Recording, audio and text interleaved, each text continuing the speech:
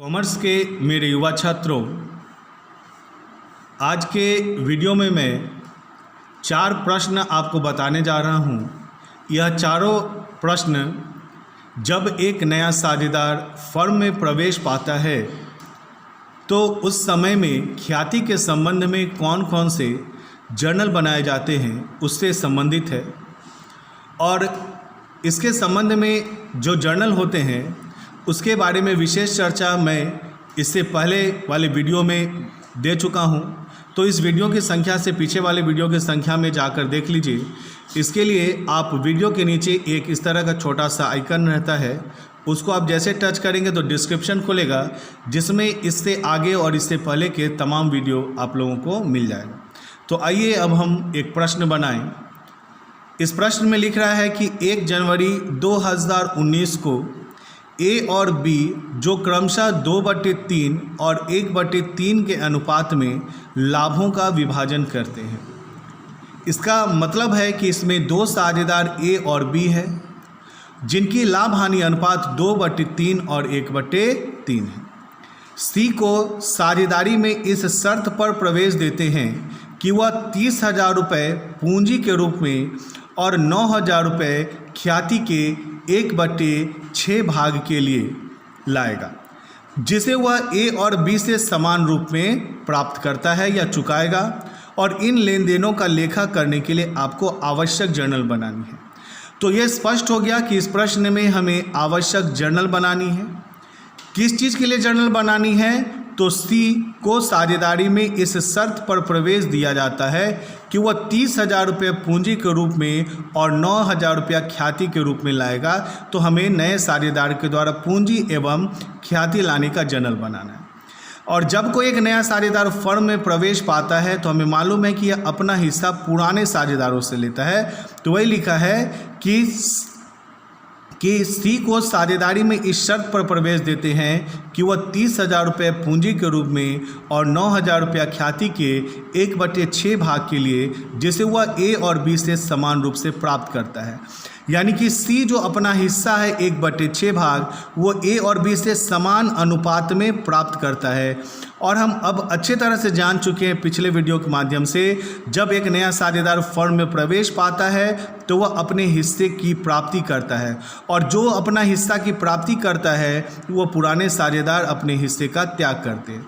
तो सी किस अनुपात में प्राप्त कर रहा है? तो समान अनुपात में। इसका मतलब है कि ए और बी समान अनुपात में त्याग कर रहा है। और आपको यहाँ पर बोला है जर्नल बनाने के लिए। तो आइए हम इसका जर्नल बनाएं। तो सबसे पहले लिखा जाएगा जर्नल एंट्रीज। अब यहाँ पर आप कॉलम खींच के बनाना, डेट, पार्टिकुलर, एलएफ, अमाउंट लिख करके आप बनाना। हम डायरेक्ट बना देते हैं। तो मेरे प्यारे स्टूडेंट, अभी तक मैंने अनेक वीडियो आप लोगों को बनाकर दिया है जिसके माध्यम से ही आप अच्छे तरह से जान चुके हैं कि जब भी कोई साझेदार फर्म में प्रवेश पाता है तो साझेदारी फर्म का पुनर्गठन हो जाता है। और जब फर्म का पुनर्गठन होता है तो उस समय अगर प्रश्न में किसी भी तरह की सामान्य संचय, लाभ हानि या पुराना ख्याति होता है तो उसे ओल्ड रेशियो में बांट दिया जाता है। तो हम देख रहे हैं कि इसमें कोई भी पुराना संचय और लाभ हानि नहीं है। अगर रहता तो उसे हम पहले ओल्ड रेशियो में बांट देते। फिर दूसरा होता है कि जब किसी भी संपत्ति या दायित्व का पुनर्मूल्यांकन हो रहा हो तो हमें पुनर्मूल्यांकन का जर्नल बना रहे हैं। तो हम देख रहे हैं इसमें किसी भी संपत्ति और दायित्व का पुनर्मूल्यांकन भी नहीं हुआ। तो तीसरा है कि जब कोई साझेदार फर्म में प्रवेश पाता है तो अपने साथ पूंजी और ख्याति लाता है। तो देखिए सी एक नया साझेदार फर्म में प्रवेश पा रहा है और अपने साथ 30,000 रुपया पूंजी और 9,000 रुपया ख्याति ला रहा है। तो यहाँ पर जर्नल में, आवश्यक जर्नल में हम ये 3 जर्नल ही बनाएंगे। वो है नए साझेदार द्वारा पूंजी एवं ख्याति को लाने का। तो हम सभी जान चुके हैं कि एक नया साझेदार जब फर्म में पूंजी और ख्याति लाता है तो उसके संदर्भ में जर्नल एंट्री बनाए जाते हैं। Cash account debit to new partners capital. तो यहाँ पर न्यू पार्टनर का नाम है सी, तो to C's capital account to, हम यहाँ पर गुडविल लिख सकते हैं। और प्रश्न में अगर गुडविल की जगह में प्रीमियम लिखा हो तो आप गुडविल की जगह में प्रीमियम भी लिख सकते हैं। नरेशन हो जाएगा बीइंग अमाउंट ऑफ या सॉरी यहाँ पर ये लिख दीजिए being cash brought as a capital and goodwill. Being cash brought as a capital and goodwill. तो आप देखिए कि पूंजी के तौर पर वो 30,000 रुपये ला रहा है और ख्याति के तौर पर वो 9,000 रुपया ला रहा है, तो टोटल वह 39,000 रुपया लेकर आ रहा है। आपको यह मालूम हो चुका है कि जब भी कोई नया साझेदार अपने साथ पूंजी और ख्याति लाता है, तो जैसे ही यह ख्याति लाया जाता है नए साझेदार के द्वारा, पुराना साझेदार इसे त्याग अनुपात में बांट लेते हैं। तो जब ये ख्याति आया तो इसका बैलेंस हुआ क्रेडिट, तो जब इसे बांट देंगे तो ये हो जाएगा डेबिट। तो यह जर्नल एंट्री हो जाएगा गुडविल अकाउंट डेबिट टू। किसे बांटा जाएगा? पुराने साझेदारों के बीच। और आपको मालूम है पुराने साझेदारों का नाम ए और बी है, तो यहाँ जाएगा goodwill account debit to A's capital account to B's capital account. Narration हो जाएगा being amount of goodwill transfer to partners capital account. और ये जो 9,000 रुपये ख्याति है वो साझेदारों के बीच में बांट दिया जाता है। और आपको मालूम है कि जब एक नया साझेदार जो ख्याति लाती है उस ख्याति को साझेदारों के बीच सैक्रिफाइस अनुपात में बांटते हैं। तो अब यहाँ पर हम लोग लिखेंगे ख्याति में किसका हिस्सा? तो ए का हिस्सा। और फिर लिखेंगे ख्याति में बी का हिस्सा। लेकिन जो ख्याति को जो हम बांटेंगे ए और बी में, तो किस अनुपात में बांटेंगे? तो सैक्रिफाइस रेशियो में। अब सैक्रिफाइस कैसे निकाला जाता है? तो आपको एक सूत्र मालूम है कि ओल्ड रेशियो में से न्यू रेशियो को माइनस कर दीजिए तो सैक्रिफाइस या गेन निकल जाता है। तो हम यहाँ देख रहे हैं कि ओल्ड रेशियो और ए और बी का तो दिया हुआ है, लेकिन आगे कहीं पर भी न्यू रेशियो दिया हुआ नहीं है। तो ये सैक्रिफाइस निकालने के लिए ओल्ड रेशियो और न्यू रेशियो दिया हुआ नहीं है। तो दूसरा क्या है? तो प्रश्न को पढ़िए और आपको समझ में आ जाएगा कि ए और बी जो क्रमशः 2/3 और 1/3 के अनुपात में लाभों का विभाजन करते हैं, सी को साझेदारी में इस शर्त पर प्रवेश देते हैं कि वह 30,000 रुपया पूंजी के रूप में और 9,000 ख्याति के 1/6 भाग के लिए, जिसे वह देखिए यहाँ पर, जिसे वह ए और बी से समान अनुपात में प्राप्त करता है। यानी सी ए और बी से समान अनुपात में प्राप्त कर रहा है। इसका मतलब है कि ए और बी समान अनुपात में क्या कर रहा है? त्याग। तो इस प्रश्न में आपको त्याग अनुपात निकालने की ज़रूरत नहीं है, क्योंकि लिखा हुआ कि ए और बी से समान अनुपात में प्राप्त करता है, यानी सी जितना प्राप्त करेगा ए और बी उतना ही त्याग करेगा। तो इसका सैक्रिफाइस जो अनुपात है समान अनुपात। तो आप यहाँ पर लिख सकते हो डायरेक्ट कि सैक्रिफाइस रेशियो इजिकल टू समान, यानी कि ए और बी का समान मतलब बराबर बराबर। तो 1:1 हो जाएगा, यानी 1/2 और 1/2। तब यहाँ लिखिए ख्याति में ए का हिस्सा। तो ख्याति कितना है? 9,000 का 1/2 4,500 और फिर 9,000 का 1/2, तो फिर यहाँ हो जाएगा 4,500। और इस तरह से यहाँ पर अमाउंट ए में डाल दीजिए 4,500 और बी में डाल दीजिए 4,500। तो मेरे प्यारे स्टूडेंट, ये पहला प्रश्न बनकर जो है सो आपका तैयार हो गया।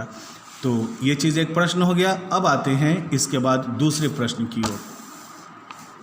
अब इस प्रश्न में जब हम आइए और कोशिश कीजिए मेरे प्यारे स्टूडेंट कि ये अगर ये क्वेश्चन आप बना चुके हैं पहले से तो डायरेक्ट आंसर मिला लीजिए, सही है तो आगे देखिए, अदरवाइज इस वीडियो को यहीं पर रोक लीजिए, पीछे के प्रश्न को उतार लीजिए ये प्रश्न को, और प्रश्न को उतारने के बाद इसके आंसर को अच्छे से समझ लीजिए।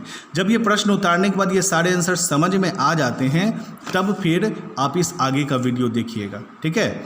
तो उस वीडियो को देख लेने के बाद यहाँ से आगे देखिएगा। तो यहाँ देखिए, अब ये प्रश्न में हम आते हैं तो लिख रहा है कि एक्स और वाई एक फर्म में साझेदार है जो लाभ और हानियों को 3 और 1 के अनुपात में विभाजित करते हैं। उम्मीद है यहाँ तक आपको समझ में आ गया कि इसमें 2 साझेदार एक्स हैं और वाई हैं जो लाभ और हानि को 3 और 1 के अनुपात में विभाजन करते हैं। वे जेड को फर्म में भावी लाभों को 1/5 हिस्से के लिए शामिल करते हैं। और आपको ये पता चल गया जैसे ही लिखा कि जेड को फर्म में भावी लाभों को 1/5 हिस्से के लिए शामिल करते हैं, यह स्पष्ट हो गया कि फर्म का पुनर्गठन हो गया। मेरे प्यारे स्टूडेंट, और मैंने आपको बताया था कि जब भी पुनर्गठन होता है, चाहे किसी भी कारण से पुनर्गठन हो, चाहे वो लाभ हानि विभाजन अनुपात में परिवर्तन के कारण हो, कोई नए साझेदार का फर्म में शामिल होने के कारण हो, या फिर हम आगे पढ़ेंगे किसी भी साझेदार के अवकाश ग्रहण करने या किसी भी साझेदार की मृत्यु हो जाने के कारण होता है, तो जब भी अगर हमें प्रश्न में जर्नल बनाना होता है तो जर्नल में हम 3 स्टेप बनाते हैं, जिसका जिक्र मैं पिछले वीडियो में कर चुका हूं। अगर आप देख लिए हैं तो आपको पूर्ण रूपेण अच्छी तरह से याद होगा, और नहीं तो मैं बता दूं कि फर्स्ट स्टेप में जब भी साझेदारी का पुनर्गठन हो रहा है तो यहाँ पर भी पुनर्गठन हो रहा है। कैसे पुनर्गठन हो रहा है? तो X और Y एक फर्म में साझेदार हैं जो लाभ और हानियों को 3 और 1 के अनुपात में विभाजन करते हैं। वे जेड को फर्म के भावी लाभों को 1/5 हिस्से के लिए शामिल करते हैं। तो आपको मालूम है कि जब भी कोई नया साझेदार फर्म में शामिल होता है तो साझेदारी का पुनर्गठन हो जाता है। तो इससे यह पता हो गया कि यहाँ पर साझेदारी का पुनर्गठन हो गया। नीचे का लाइन लिख रहा है कि आपको जर्नल बनाना है, तो आपको मालूम है कि जब पुनर्गठन होता है तो जर्नल 3 स्टेप में बनाए जाते हैं, चाहे किसी भी कारण से पुनर्गठन हो। पहला, अगर इस पुनर्गठन के समय में फर्म में कोई भी संचय लाभ हानि ख्याति हो तो फर्स्ट स्टेप में हम लोग संचय लाभ हानि ख्याति को बांट देते हैं। सेकेंड स्टेप में अगर किसी भी संपत्ति या दायित्व का पुनर्मूल्यांकन हुआ है तो हम सेकेंड स्टेप में पुनर्मूल्यांकन की एंट्री बनाते हैं। और थर्ड स्टेप में देखते हैं कि जब कोई साझेदार फर्म में प्रवेश होता है तो अपने साथ पूंजी और ख्याति लाता है, तो हम ये थर्ड स्टेप में एंट्री बनाते हैं। अब हम पूरे प्रश्न को पढ़कर देखेंगे कि अगर पुराना संचय लाभ हानि है तो फर्स्ट स्टेप बनेगा, किसी भी संपत्ति या दायित्व का पुनर्मूल्यांकन है तो सेकेंड स्टेप बनेगा, और अगर वो अपने साथ पूंजी और ख्याति लाया है तो फिर थर्ड स्टेप बनेगा। तो आप समझ में आ गया कि जर्नल बनाना होगा तो हमें तीनों स्टेप को ध्यान में रखना होगा। और ये आज ये जो मैं वीडियो बना रहा हूँ, इसके बाद जो अगला वीडियो मैं बनाऊंगा वो लॉन्ग आंसर क्वेश्चन होगा। और लॉन्ग आंसर जब हम क्वेश्चन बनाएंगे तो वहाँ फर्स्ट स्टेप के भी जर्नल होंगे, सेकेंड स्टेप के भी जर्नल होंगे और थर्ड स्टेप के भी जर्नल होंगे।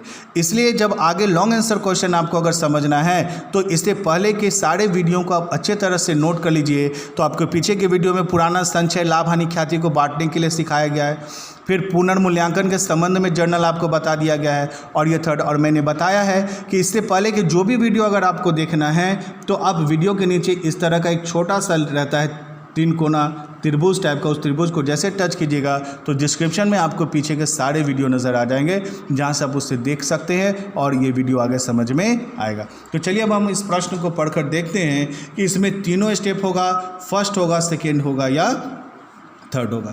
तो देखिए यहाँ लिख रहा है कि X और Y एक फर्म में साझेदार हैं जो लाभ और हानियों को 3 और 1 के अनुपात में विभाजित करते हैं।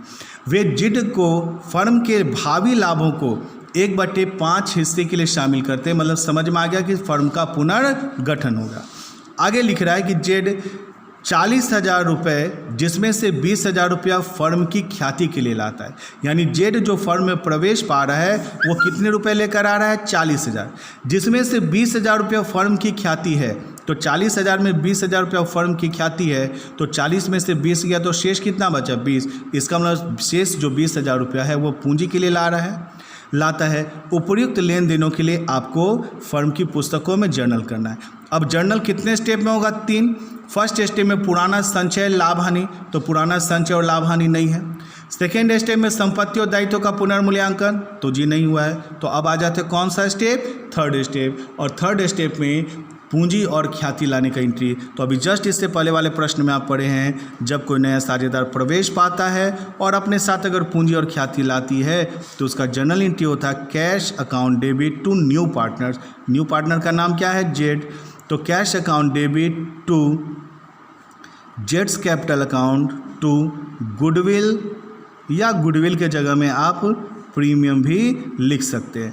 तो टोटल कितनी राशि लेकर आया है? 40,000, जिसमें से 20,000 रुपया क्या चीज़ का बोला? ख्याति का। तो 40,000 में से 20,000 रुपया ख्याति है, तो 20,000 रुपया क्या चीज़ का है? पूंजी का। नरेशन आप लिख दो, being cash brought as a capital and goodwill. और ये पहला जर्नल बनकर तैयार हो गया। और आपको मालूम है कि जैसे नया साझेदार अपने साथ ख्याति लाता है वैसे ही इस राशि को पुराने साझेदारों के बीच बांट दिया जाता है। ये अगर पहला एंट्री होगा तो दूसरा एंट्री होगा ही होगा, ये प्रश्न में लिखा रहे चाहे लिखा हुआ न रहे। तो इस ख्याति को बांटेंगे, तो ख्याति जब लाया तो क्रेडिट हुआ, तो जब इसे बांटेंगे तो ये क्या हो जाएगा, डेबिट। तो जनरल एंट्री हो जाएगा goodwill account debit to old partners capital account. तो यहाँ पर हो जाए X capital account to Y's capital account, और ख्याति की जो राशि है वो कितनी है, 20,000 रुपया।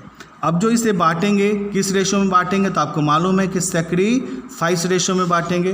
तो नरेशन लिखा जाएगा being amount of goodwill transfer to partners capital account.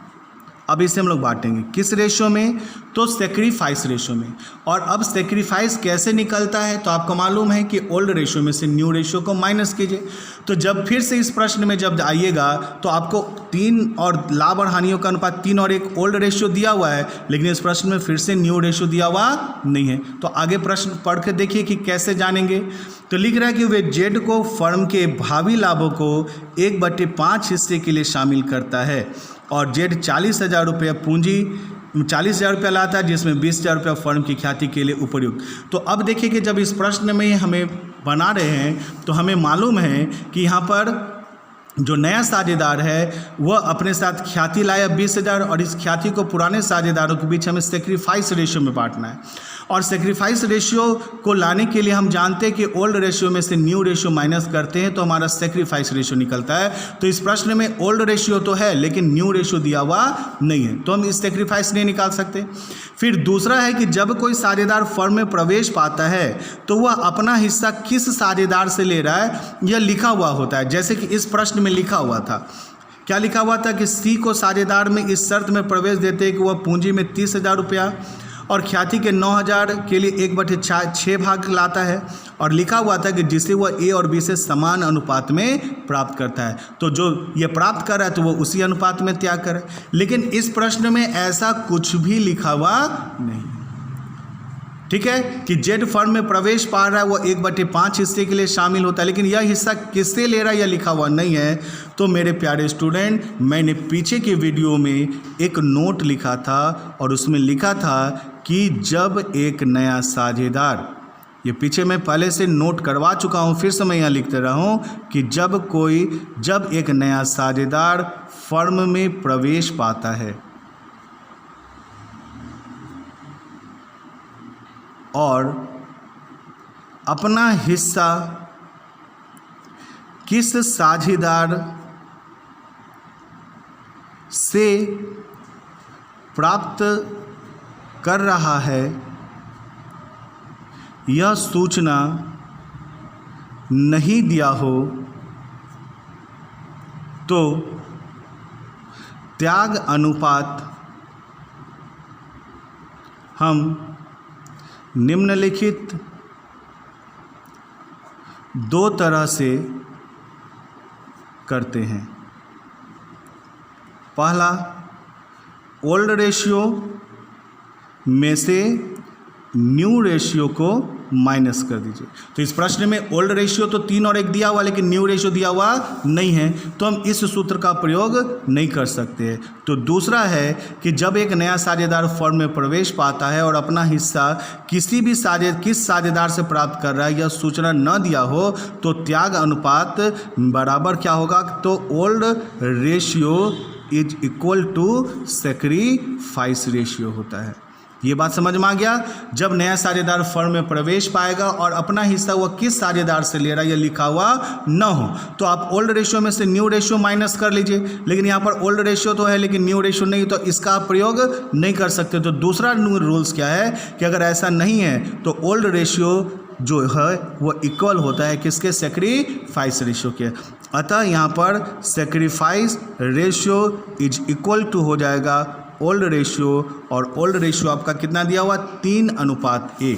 तो यहाँ लिखेंगे 3:1 एक्स का और वाई का, तो 3/4 और 1/4। अब इस ख्याति को बांट दीजिए तो लिखाएगा एक्स में एक्स का ख्याति में हिस्सा, x का ख्याति में हिस्सा, और फिर निकाल लीजिए y का ख्याति में हिस्सा।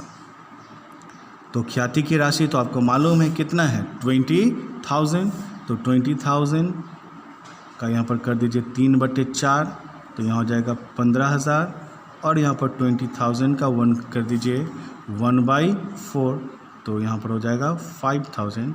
इसे लिख दीजिए यहाँ पर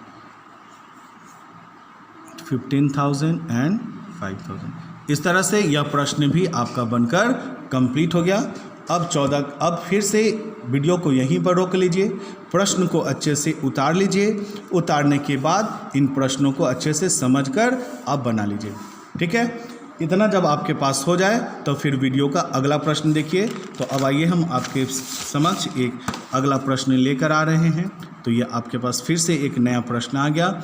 अब इस प्रश्न को देखिए क्या लिख रहा है कि x और y 5 और 4 के अनुपात में लाभों को बांटते हुए साझेदार है।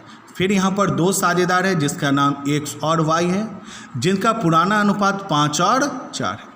वे जेड को फर्म में 1/3 हिस्से के लिए प्रवेश देते हैं। और आपको पता चल गया कि जैसे एक नया साझेदार फर्म में प्रवेश पा रहा है, मतलब साझेदारी फर्म का क्या हो गया, पुनर्गठन।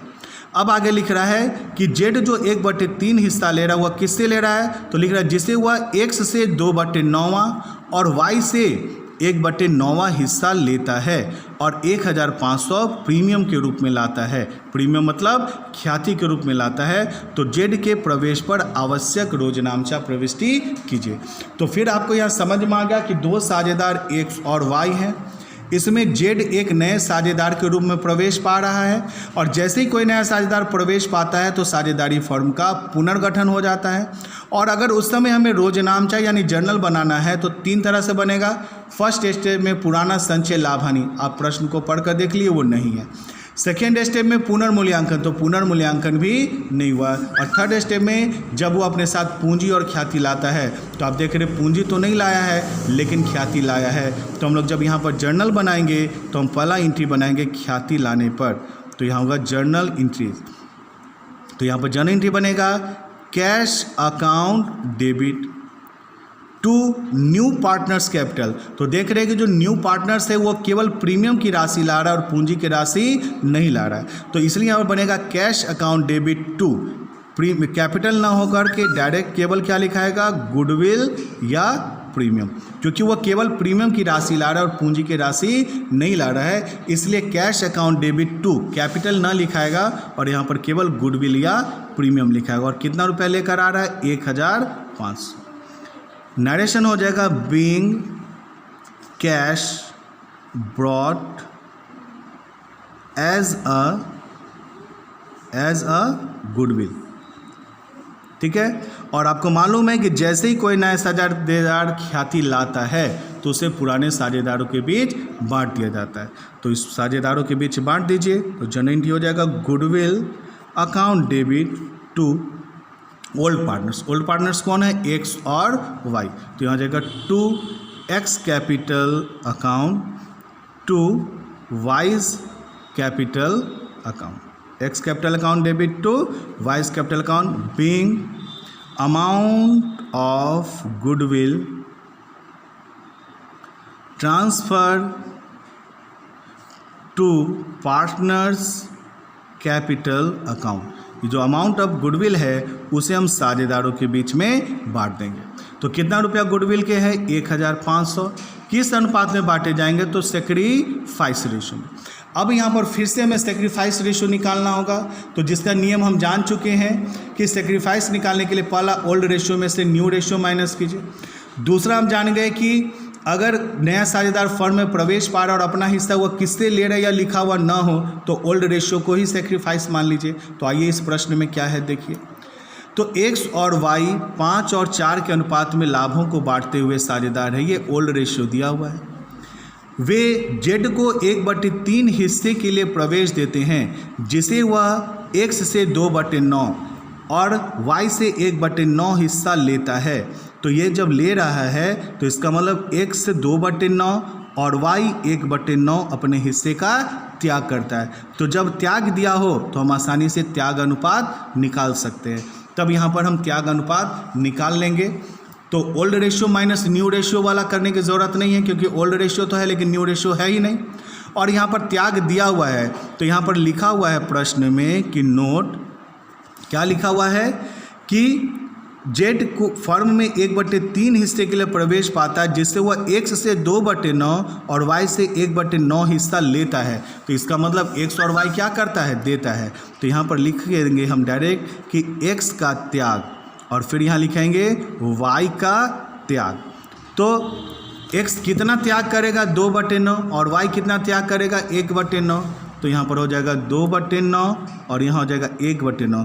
जब त्याग दिया हुआ हो तो हम क्या निकाल सकते हैं, त्याग अनुपात आसानी से निकाल सकते हैं। तो x का है 2/9 और y का है 1/9, और आपको मालूम है कि अनुपात में नीचे नीचे कट जाता है। तो 9 को काट दीजिए तो इसका अनुपात कितना निकलेगा, 2:1, जिसे हम क्या लिख सकते हैं, 2/3 और 1/3। 2/3 और क्या लिख सकते हैं, 1/3। तो अब यहाँ पर लिखेंगे कि x का ख्याति, और फिर लिखेंगे y का ख्याति। तो ख्याति की राशि कितनी लाया है, वो 1500 जिसे बांटना है।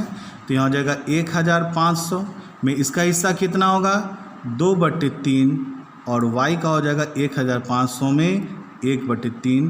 तो 3 से काट दीजिए तो यहाँ हो जाएगा 1000 और यहाँ हो जाएगा 500। तो आप यहाँ पर लिख लीजिए 1000 और यहाँ लिख लीजिए 500। तो मेरे प्यारे स्टूडेंट, इस तरह से मैंने आपको जब कोई नया साझेदार फर्म में प्रवेश पाता है तो ख्याति के संदर्भ में कैसे जर्नल एंट्री बनता है, यह आपको इन 3 प्रश्नों के माध्यम से बताया गया। अब मैं फिर वही कहूँगा कि इस प्रश्न वीडियो को यहीं पर रोक करके इन प्रश्नों को अच्छे से क्या कर लीजिए, उतार लीजिए, समझ लीजिए, और फिर आगे जो है इस प्रश्न को बनाइए। ठीक है। अब इस प्रश्न को जब हम आगे बनाते हैं तो देखिए इस प्रश्न में क्या है, सेम प्रश्न है। तो ए और बी साझेदार हैं, 3 और 2 के अनुपात में लाभ हानि को विभाजन करते, तो इनका ओल्ड रेशियो 3:2 है। वे सी को लाभों में 1/4 भाग के लिए साझेदारी में प्रवेश देते हैं। सी की पूंजी के रूप में 30,000 रुपये और ख्याति के रूप में 10,000 रुपया लाता है। साझेदारों का देखिए यहाँ पर न्यू रेशियो दिया हुआ है, तो आवश्यक जर्नल बनाइए। तो फर्स्ट स्टेप और सेकेंड स्टेप तो नहीं होगा, डायरेक्ट थर्ड स्टेप बनाइए। तो थर्ड स्टेप में जर्नल एंट्री क्या बनेगा, तो बनेगा cash account debit to new partner. तो न्यू पार्टनर का नाम क्या है, सी। तो यहाँ हो जाएगा टू सीज कैपिटल अकाउंट, और फिर यहाँ हो जाएगा टू गुडविल या प्रीमियम अकाउंट। मुझे उम्मीद है कि बच्चा ये हम नहीं भी बताएंगे तो भी आप बना सकते हो। ठीक है। तो अगर आपको लगता है कि आप बना सकते हो तो वीडियो को यहीं रोक करके बनाइए, फिर आंसर मिला लीजिएगा, और नहीं तो पूरा वीडियो देख लीजिए। तो यहाँ जाएगा being cash brought as a capital and goodwill. कितना राशि ला रहा है, तो पूंजी के लिए 30,000 और ख्याति के लिए 10,000। तो यहाँ पर कैपिटल के सामने 30,000, यहाँ पर 10,000, तो टोटल हो जाएगा आपका 40,000। ये ख़त्म। जैसे ख्याति लाएगा साझेदारों के बीच बांट दिया जाए, तो लाया था तो क्रेडिट, तो जब बांटेंगे तो क्या हो जाएगा, डेबिट। तो goodwill account debit to old partners. तो यहाँ हो जाएगा टू एज कैपिटल अकाउंट, और फिर हो जाएगा to B's capital account. Narration हो जाएगा being amount of goodwill transfer to partners capital account. जो अमाउंट ऑफ गुडविल है उसे साझेदारों के बीच में हम बांट देंगे। कितना गुडविल आया है, 10,000। किस रेशियो में बांटेंगे, सेक्रीफाइस रेशियो। इसके बाद आप जानते हैं कि प्रश्न में अगर ये लिखा रहता कि ख्याति की राशि निकाली गई तो ये हम थर्ड स्टेप में एंट्री बनाते, लेकिन ख्याति की राशि निकाली नहीं गई तो पहला ख्याति लाएगा, दूसरा ख्याति को साझेदारों के बीच बांट दिया जाएगा, और तीसरा एंट्री भी होती है कब, जब प्रश्न में लिखा रहता ख्याति की राशि निकाल ली गई, तब यहाँ पर cash account old partners account debit to cash होता, लेकिन वो एंट्री दिया हुआ नहीं है। तो यहीं पर अब इस सवाल को बांटें। अब जब यहाँ पर हम सेक्रीफाइस निकालेंगे तो अब आपको मालूम है कि सेक्रीफाइस रेशियो निकालने का एक बेस्ट तरीका है कि ओल्ड रेशियो में से न्यू रेशियो माइनस कर दिए। तो देखिए पहला प्रश्न आया जहाँ पर ओल्ड रेशियो भी दिया हुआ है और नीचे में न्यू रेशियो भी दिया है, तो ओल्ड रेशियो में से न्यू रेशियो माइनस करना होगा। तो हम यहाँ लिखेंगे पहले ओल्ड रेशियो ए और बी, और फिर लिखेंगे न्यू रेशियो, तो न्यू रेशियो में सी भी आ जाएगा। तो इसका ओल्ड रेशियो कितना है 3:2 और जो नया है 3:3:2, तो यहाँ पर हो जाएगा 3:2। सी ओल्ड में नहीं है तो 3/5 और 2/5। न्यू रेशियो जो दिया हुआ है वो है कितना 3:2, तो 3 3 6 और 2 8, तो 3/8, 3/8 और 2/8। अब यहाँ निकालेंगे sacrifice ratio is equal to old ratio minus new ratio. तो सबसे पहले किसका निकलेगा ए का, तो ए का जब निकालेंगे तो ए का ओल्ड रेशियो कितना है 3/5 माइनस कितना हो जाएगा 3/8। बी का जब निकालिएगा तो कितना होगा 2/5 माइनस 3/8, और सी तो फर्म में प्रवेश पा ही रहा है, सी का कुछ नहीं निकलेगा। तो ए और बी का, चूंकि सी तो फर्म में प्रवेश कर रहा है, ये प्राप्ति करेगा, तो त्याग कौन करेगा ए और बी। तो अब 5 और 8 का जब एलसीएम लीजिएगा तो 40 आ जाएगा। 5 8 40, 8 3 24 माइनस 8 5 40 15, तो यहाँ पर आ जाएगा 9/40। फिर जब एलसीएम लीजिएगा तो 5 और 8 का एलसीएम 40 हो जाएगा। फिर 5 से 40 में भाग दीजिए तो 5 8 40, 8 8 दूना 16 माइनस 8 5 40 और 5 3 15, तो यहाँ पर हो जाएगा 1/40। ठीक है, अब ये दोनों का क्या निकल गया सेक्रीफाइस। ठीक है, अब जब ये सेक्रीफाइस निकला है तो अब यहाँ पर हमें निकालना होगा सेक्रीफाइस का रेशियो। तो यहाँ हो जाएगा ए, यहाँ हो जाएगा बी। तो ए का जो सेक्रीफाइस है वो कितना है, चूँकि आपको मालूम है ये दोनों प्लस में आ रहा है, और जो प्लस में आता है वो सेक्रीफाइस करता है और माइनस में आता है तो गेन करता है, लेकिन दोनों यहाँ पर प्लस में है, तो जो प्लस में आता है वो क्या करता है सेक्रीफाइस। तो ए कितना सेक्रीफाइस कर रहा है 9/40, बी कितना सेक्रीफाइस कर रहा है 1/40। तो अब इसका अनुपात निकालेंगे तो इस 40 नीचे नीचे कट गया, तो इसका अनुपात होगा 9:1, जिससे हो जाएगा 9/10 और 1/10। तब यहाँ लिखाएगा ए का ख्याति में हिस्सा, और फिर अब लिखाएगा बी का ख्याति में हिस्सा।